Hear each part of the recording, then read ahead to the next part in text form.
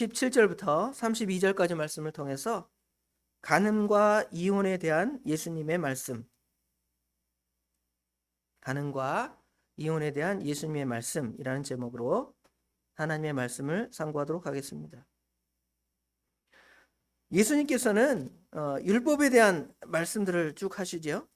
율법에 대한 말씀을 쭉 하시는데 5장 17절부터 20절에 보면 예수님께서는 율법을 폐하러 오신 분이 아니다 이렇게 말씀하십니다.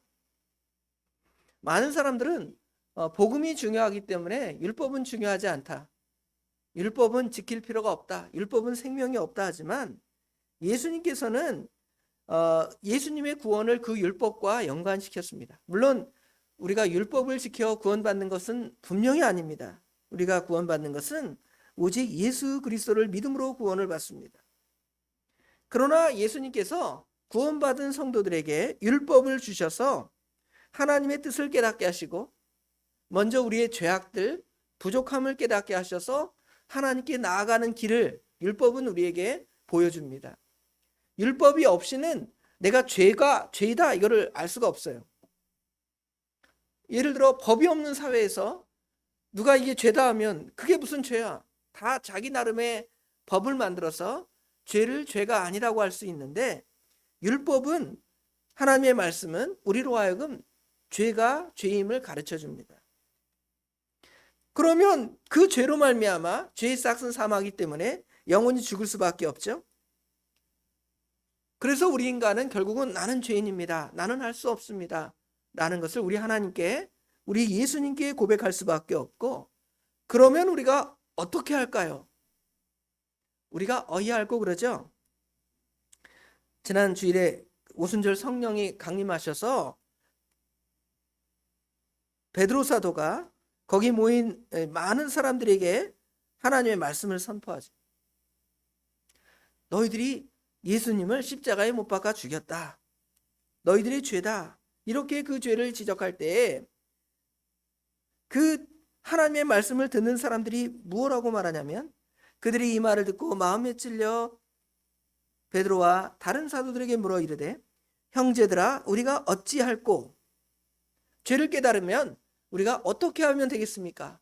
율법은 우리에게 다가와서 너는 죄인이다 지적할 때에 우리는 그 율법 앞에서 형제들아 그러면 우리가 어찌할꼬? 그러는 거죠.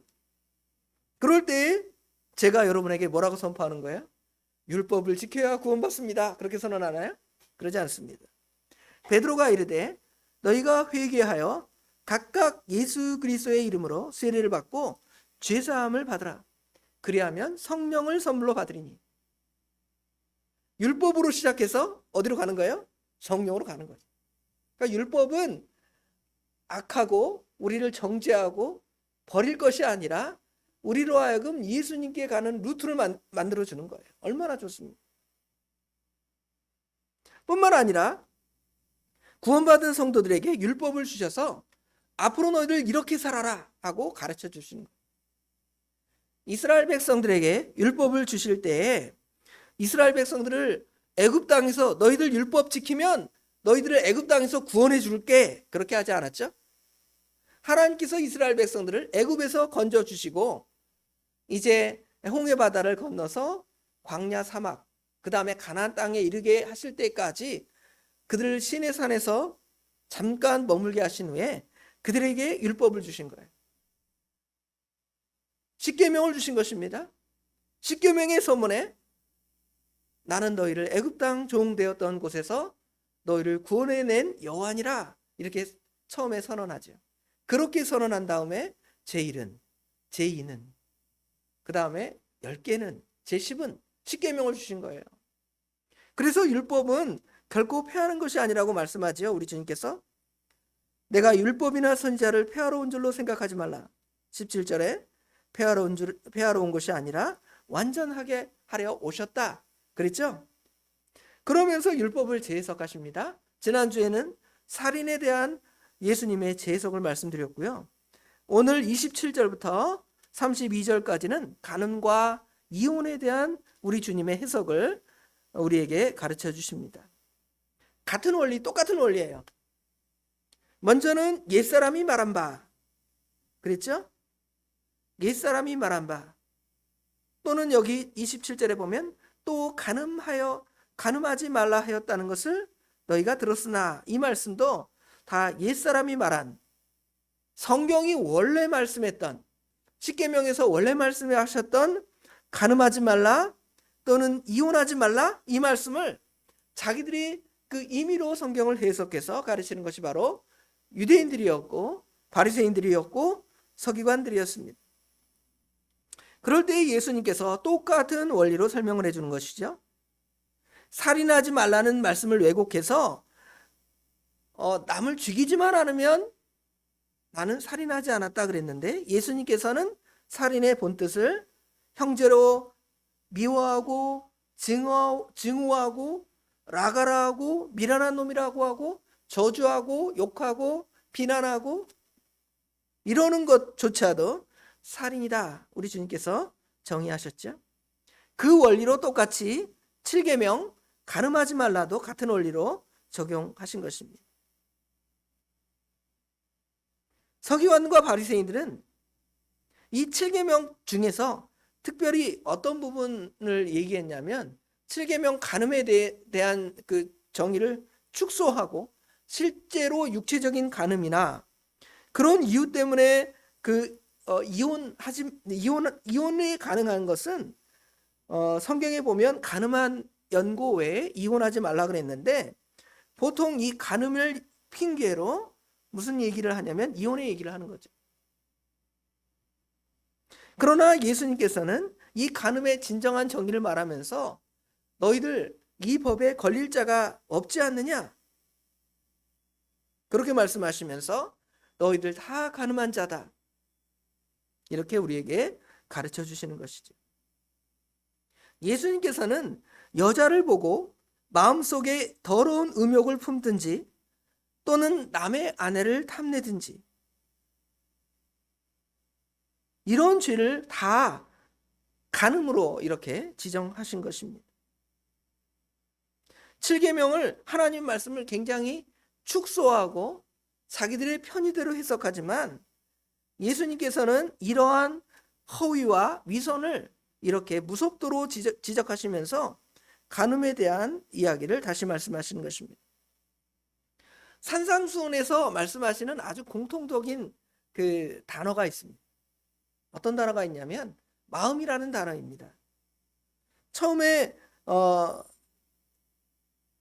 산상수훈의 팔복의 시작에 보면 심령이라 그랬죠. 여기 심령은 사실은 마음의 심령이 아니라 이건 영, 푸뉴마를 가리켰는데, 우리는 보통 이 마음에 굉장히 초점이 맞춰져 있습니다. 그 다음에 이 팔복에 마음이 청결한 자를 말하죠. 마음이 굉장히 중요하게 생각을 합니다. 그 다음에 우리가 계속 산상수훈을 드문드문 주일날 오후에나 이렇게 좀 배웠죠.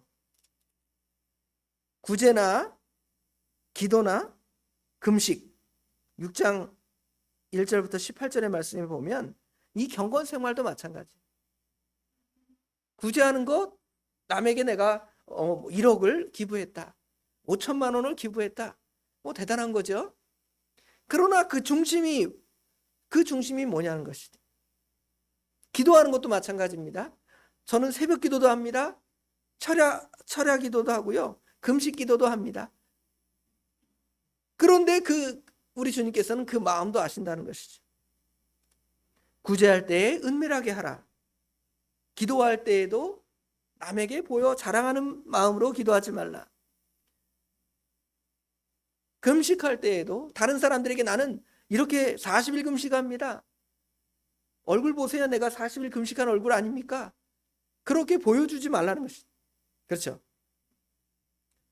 또 주님께서는 보물을 너희 어디에 쌓아두라고 하죠? 마음에 쌓아두라고 하죠.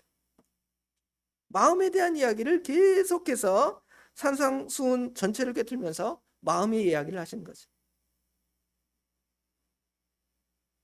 살인에 대한 이야기를 할 때도 마음을 얘기하셨어요. 내가 마음으로 누구를 미워하고 마음으로 누구를 욕하고, 그렇죠?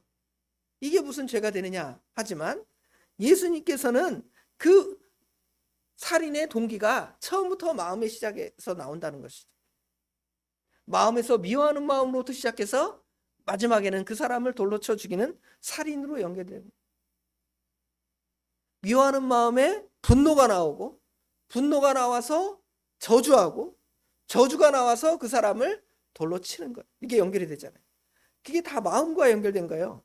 어디까지 드러나느냐의 차원은 진짜 이 마음 안에서 다 감추고, 그 사람 진짜 칼로 찔러 죽이지 않고 그 사람이 생명을 해하지 않았으니까 나는 그 사람을 살인하지 않았어 그러지만, 하나님께서는 그 마음 처음부터 아셨기 때문에 가인이 아벨을 죽일 때 자신의 제사는 받지 않으시고 동생의 제사를 받는 그 마음, 그 하나님, 그 동생에 대한 미워하는 마음, 또 하나님께 대해서는 어떤 마음이겠어요?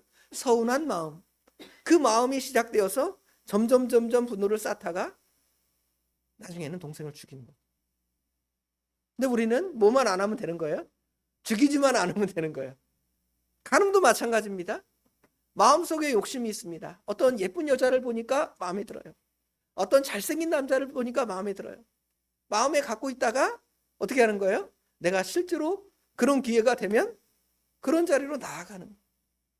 그러니까 예수님께서는 어떤 행위를 그 동기와 함께 연결시키는 거예요. 동기는 다 빼고 갑자기 어떤 행동이 나왔다? 그러지 않아요. 여러분 어떤 행동을 할 때 그 마음에 동기가 다 있습니다. 제가 여러분에게 무슨 말 하잖아요. 무슨 말 할 때 아무 생각 없이 말할까요? 로봇처럼? 그러지 않아요. 여러분이 이 말씀을 들어서 이렇게 되기를 원한다는 마음이 그 안에 담겨져 있어요. 성도 여러분이 저한테 어떤 충고를 할 때도 마찬가지죠. 제가 부족하니까 목사님 좀 요것만 좀 잘해줬으면 좋겠는데, 이런 마음이 있으니까 말로 나와서 말하잖아요. 동기가 다 있는 거예요. 동기 없이 어떻게 말하고 행동하는 것은 하나도 없습니다. 그래서 그것을 숨기고 겉으로는 의롭고 깨끗한 척하지만 사실은 더 가증스럽고 더러운 죄라는 것을 예수님께서 말씀하시는 거예요. 예수님의 죄의 관점은 언제나 내면적인 데 있지 행위 자체보다 그 동기를 더 중요시한다는 것이죠. 내면을 더 중시하고 동기를 더 중요시하는데 우리는 그렇지 않잖아요. 세상 법도 처벌할 때 뭐가 제일 그 처벌의 대상이 돼요? 그 행동이 제일 큰 죄가 되잖아요. 예를 들어 사람을 죽였다. 이거 큰 죄잖아요. 그런데 이 사람이 죽였는데 안 죽었어요. 그러면 형이 어떻게 돼요? 감경이 되잖아요. 세상의 법들은 그와 같이 어떤 결과물을 따라서 그 형을 점점 낮추고 죄가 아니다라고까지 말을 바꾸는 것도 되지만, 예수님께서는 가장 그 기본, 그 마음, 그 시작점부터 벌써 예수님께서는 지적하시면서 죄라고 말씀하시는 거예요. 그러니까 예수님께서 사람을 만날 때도 그래요. 우리가 지난주에 요한복음 4장에 수가성 여인 배웠죠. 수가성 여인 배웠으면 우리가 보통 사람 같으면 저렇게 음행하고 더러운 여자를 예수님이 만나다니. 그렇죠? 여자를, 남편을 5번 바꿨대요. 6번째 남편을 찾은대요. 얼마나 성적으로 타락한 여자입니까? 그 여자 만난다면, 목사님이 그런 사람 만나면 어떻게 생각해요? 아, 목사님 이상하다. 왜 그렇게 음란한 여자를 만나고 뭔 얘기하려고 그럴까? 그러잖아요. 그렇죠? 그런데 이 가늠한 여자였던 이 여자도 그곳에 그 남편에 대해서 만족함이 없고요. 뭔가 진짜 나의 그 영혼을 채우고자 하는 그 갈망이 그 안에 있어요.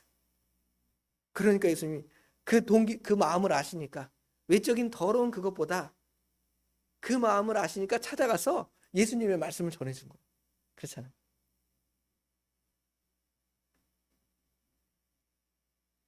삭개오, 우리 삭개오 이야기도 잘 알죠? 역시 사람들이 싫어하고 저주하는 셀이었습니다. 왜냐하면 그 마음에 예수님을 만나보고 싶은 생각이 있던 거예요. 나 같은 죄인도 예수님이 만나 주실까? 이런 생각이 그 마음에 있었던 거예요. 그 예수님은 그 마음을 아시기 때문에 그의 행위, 매국노와 같은 행위를 알지만 만나 주신 거예요. 반대로 겉으로 깨끗하다 하는 바리새인들, 서기관들, 예수님이 어떻게 하셨어요? 마태복음 23장에 보면 이 외식하는 서기관들과 바리새인들이여 너희들은 저주를 받을 것이다 이랬잖아요.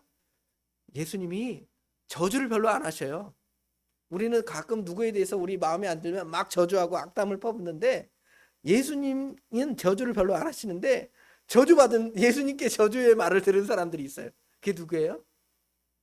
바리새인들과 서기관들이잖아요. 왜 그랬습니까?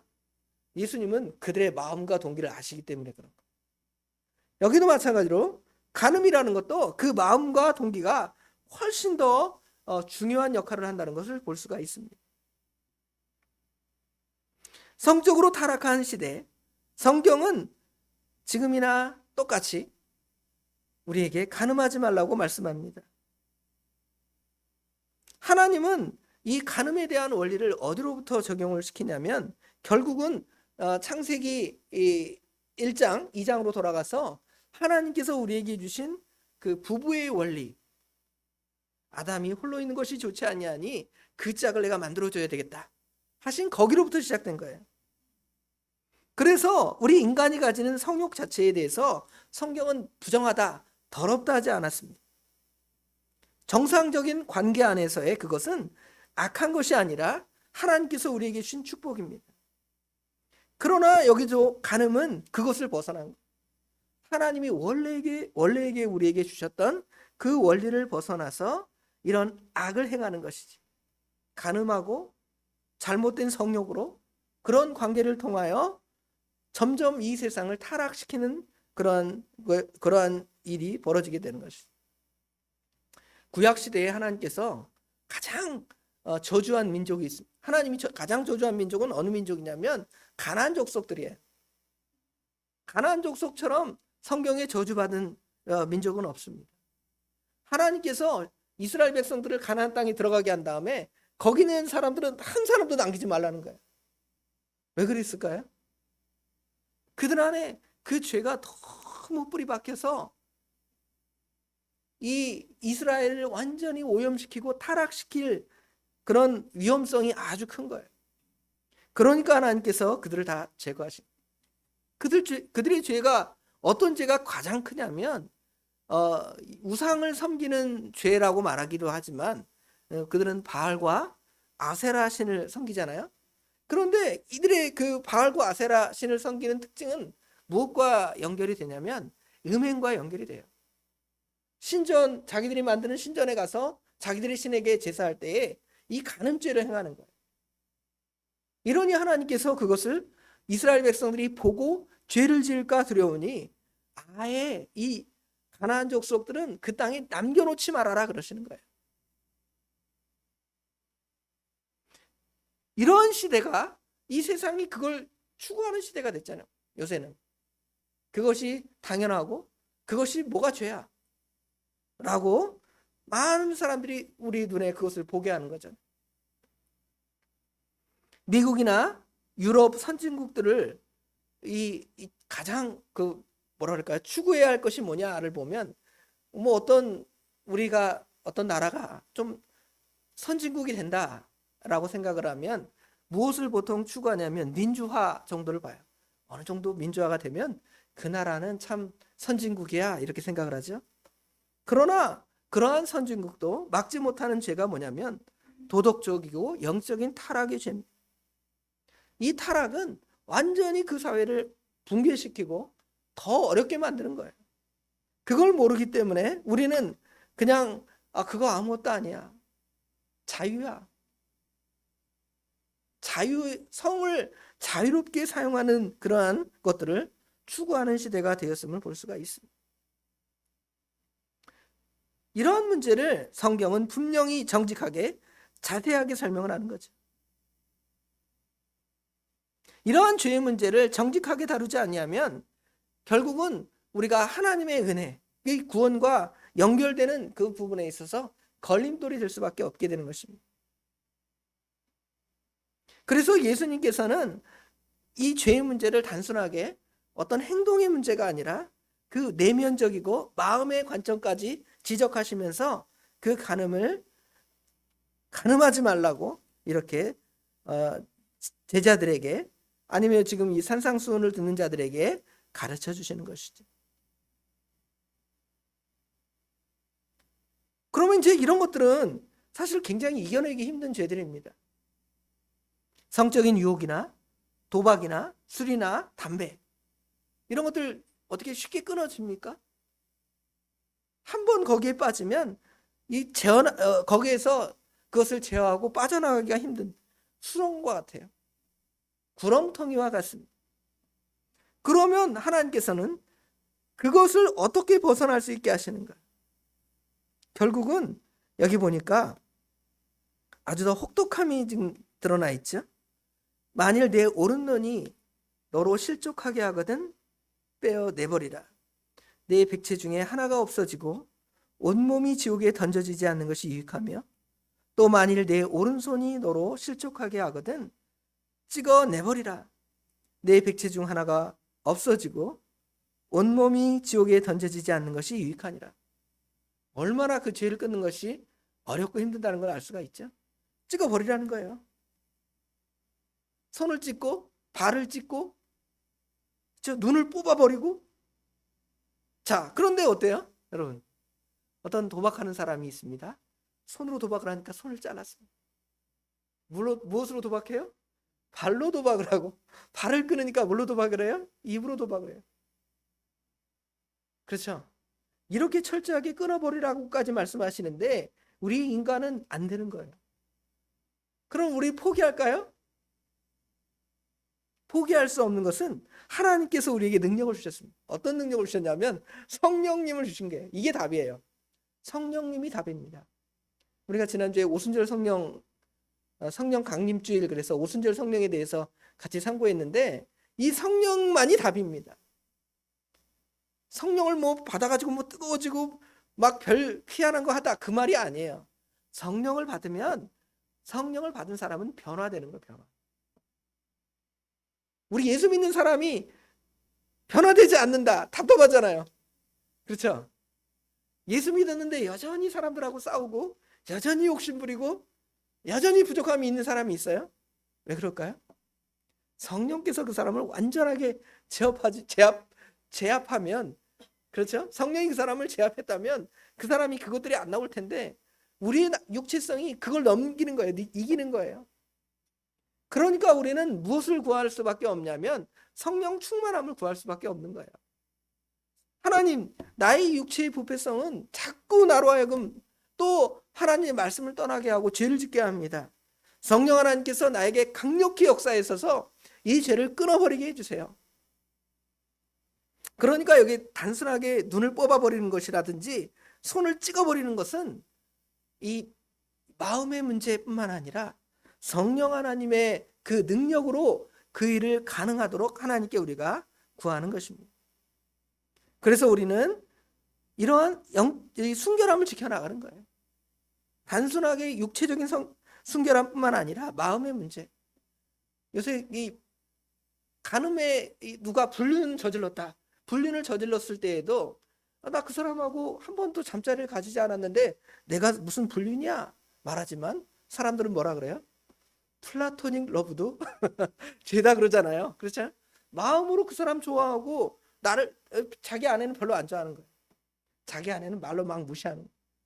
그런데 동네 어떤 그 아줌마한테는 말도 이쁘게 하고 잘해주는 거예요. 나한테 그 여자한테 하는 거 한 반절만 해주면 내가 우리 남편한테 더 잘해줄 텐데. 아니면 여러분은 또 어떻습니까? 여러분 남편에게 동네 아저씨가 올 때는 막 잘해줘요. 목사님이 올 때는 잘해요. 남편은 개똥으로 생각해요. 이것도 하나님 앞에 바른 게 아니라는 것이죠. 그렇죠?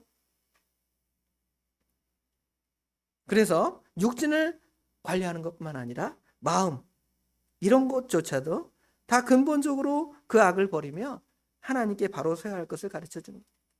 그리고 아까 말한 대로 말씀과 성령 충만함이 연결이 돼야 됩니다. 이런 원리가 지금 31절, 32절에 결혼의 원리에도 똑같이 적용됩니다. 바리새인들은 이혼할 때 어떻게 이혼할 수 있냐면 또 일러스되 누구든지 아내를 버리려거든 이혼 증서를 줄 것이니라. 이혼 증서를 주면 이혼할 수 있다는 거예요. 예수님은 어떻게 해석하셨을까요? 예수님의 그 이혼에 대한 이야기는 전혀 다릅니다. 오히려 예수님께서는 음행한 연고 외에는 결코 우리가 갈라설 수 없고 이혼할 수 없다 그랬죠. 마태복음 19장 3절 이하에 보면 바리새인들이 예수께 나와 그를 시험하여 이르되 사람이 어떤 이유가 있으면 그 아내를 버리는 것이 옳으니까. 예수님께 물어보는 거예요. 그 당시 그 이혼에 대한 그 이야기가 여자가 문제가 있으면 이혼할 수 있다. 그래서 이혼 증서를 써줄 수 있다 이렇게 봤어요. 그런데 굉장히 이 바리새인 중에서 보수적인 사람들은 아니다.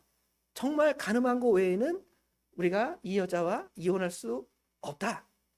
우리 예수님의 생각과 비슷하게 생각하는 사람이 있고, 어떤 사람은 아니다. 내가 마음에 안 들면 그것은 이혼의 사유가 된다. 예를 들어 옛날 받으면 밥을 못한다. 가정살림을 못한다. 애를 잘 못 키운다. 뭐 이런 거 있잖아요. 말도 안 되는 이야기지만 그렇죠? 그런 것을 가지고 이혼할 수 있다 주장하는 사람들이 있었습니다. 지금 예수님 시대 당시에도 그랬다는 거예요. 그렇죠? 그럴 때 이제 예수님께 나와서 묻는 거예요. 당신은 가늠한 이후에 그 이혼하는 것 그게 정답입니까? 이쪽이 한 파겠죠? 다른 파. 여자가 능력이 없어. 소방 맞을 만한 일이 있어. 내가 마음에 안 들어. 얼굴이 못생겼어. 그것도 이혼의 그 사유가 되는 거예요.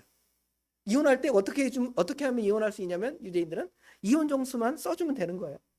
예수님이 뭐라 그래요? 그때 예수님께서 말씀하시죠. 마태복음 19장 4절 이하에 보면 예수께서 대답하여 이르시되 사람이 지으신 이가 본래 그들을 남자와 여자로 지으시고 말씀하시기를 그러므로 사람이 그 부모를 떠나서 아내와 합하여 그 둘이 한 몸이 될지니라 하신 것을 읽지 못하였느냐.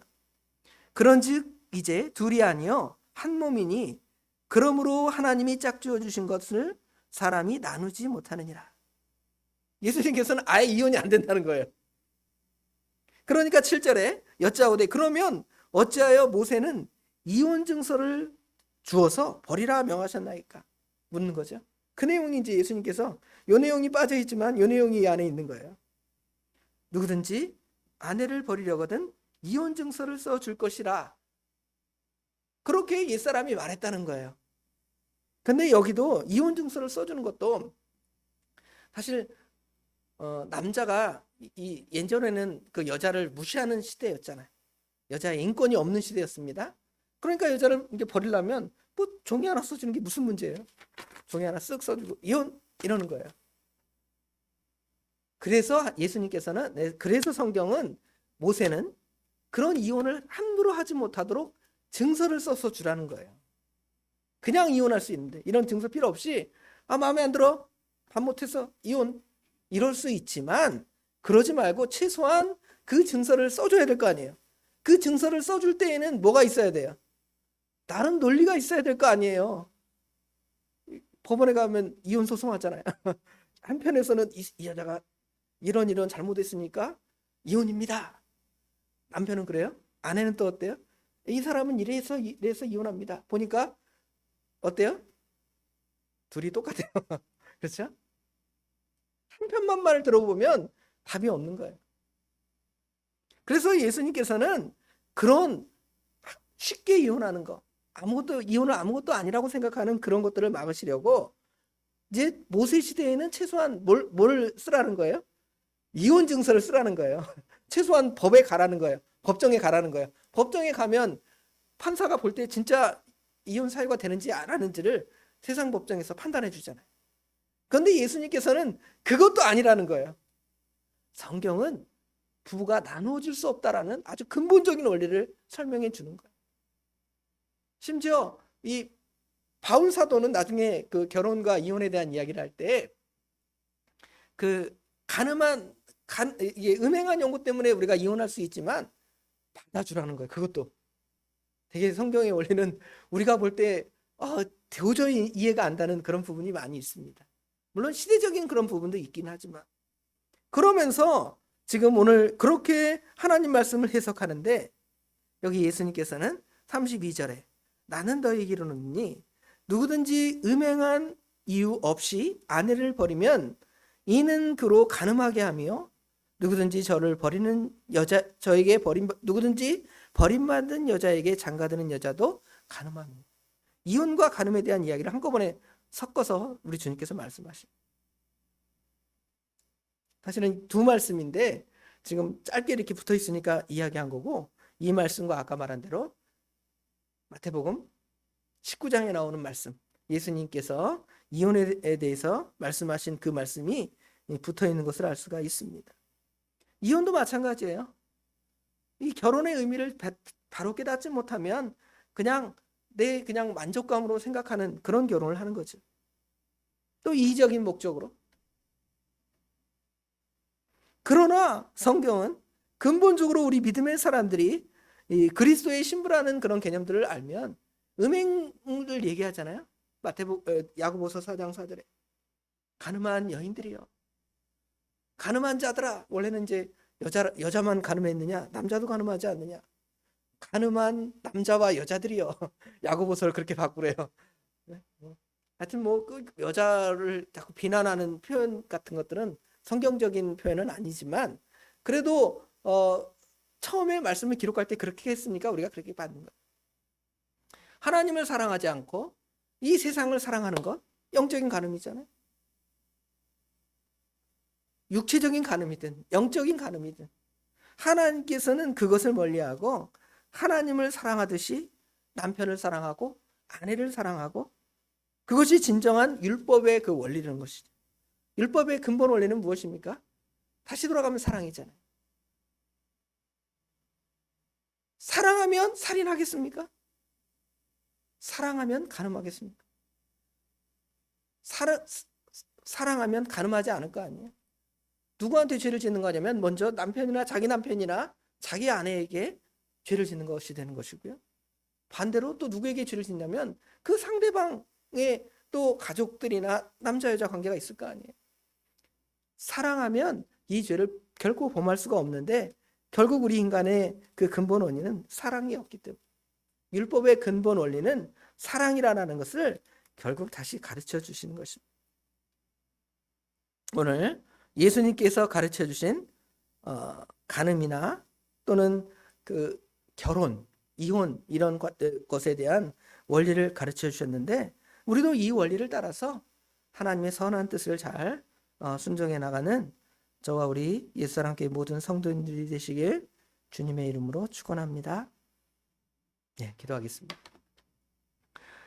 아버지 하나님, 은혜와 사랑을 진심으로 감사합니다. 우리 예수님께서 해석하신 간음이나 또는 이혼에 대한 원리를 저희에게 바로 가르쳐 주시고, 결국은 그 모든 것이 인간이 사랑이 없고 그 마음에 악한 마음의 동기가 있어서 간음죄를 행하기도 하고 또 이혼 증서를 써서 아내를 버리든 남편을 버리든 하는 것이 우리 인간의 악한 마음입니다.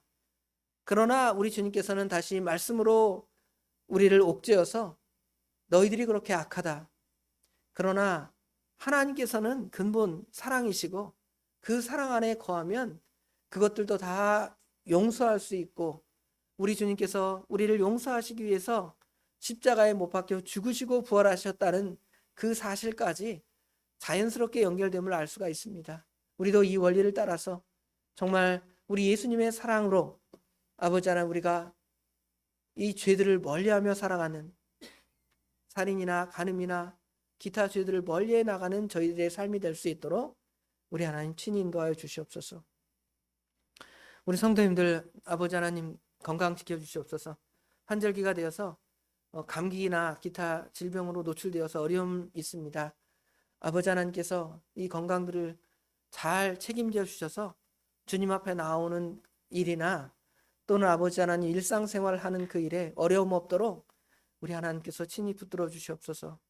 우리 성도들 가운데 이런 일로 또는 기타 여러 이유로 어려움 당하는 성도들, 믿음이 연약한 성도들에게는 믿음을 덧입혀 주시고 또 건강이 부족한 성도들에게는 건강을 덧입혀 주시고, 아버지 하나님 그래서 건강하고 온전한 육신으로 하나님의 기뻐하시는 그 사명들을 잘 감당해 나갈 수 있도록 우리 하나님 친히 인도하여 주시옵소서.